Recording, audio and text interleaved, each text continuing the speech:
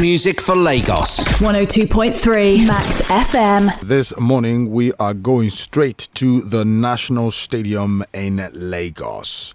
And we're looking at the heritage of that stadium, how it all began, and the intriguing moments you've had at that stadium. Maybe you just might want to share some experience you've had.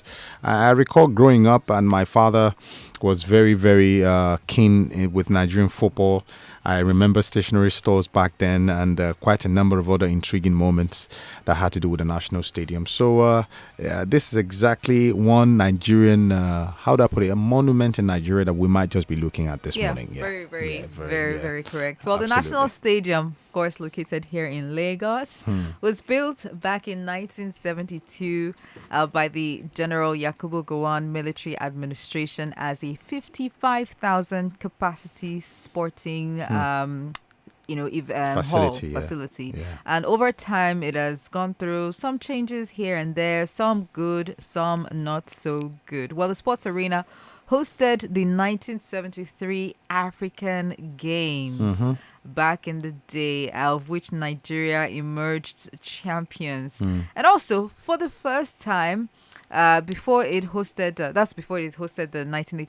1980 AFCON, where the men's football national team, then known as the Green Eagles, were launched as well for the first time. So it's experienced a lot of first things, in the history. Yeah. And it was also one of the venues of the 1999 Under-20 World Cup and the 2000 AFCON, co-hosted by Ghana and Nigeria. And both events were the last held there before the stadium got dilapidated. Yeah, and let's not forget also the capacity was reduced to 45,000 in 1999.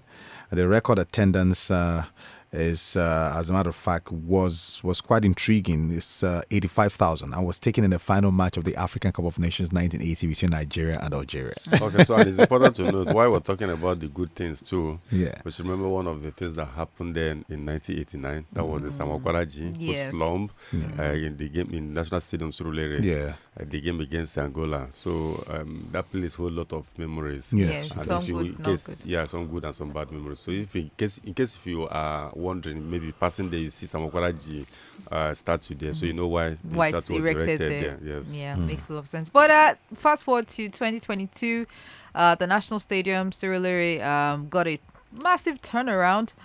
Some rollers were brought in to, returf, regrass the pitch and all that stuff, replacement of the scoreboard, some vandalized cables being restored to ensure that the facility is well lit at night to enhance security. But we just hope that the glory days will come back to the National Stadium because for a while now it's become a venue for religious gatherings, social gatherings.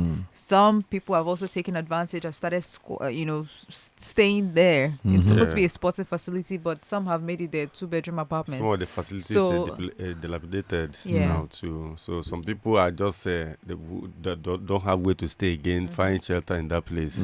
So it's a place where all commerce affairs. Yeah. But it's gotten a facelift now, according to reports, and quite a number of things have changed there. And I think the Sports Commission also are doing everything to ensure that the heritage is preserved, because really it would be quite sorry to have such a monument, fold up before our very eyes. And I think the maintenance culture in Nigeria is also going to be called to question. We are not very, very...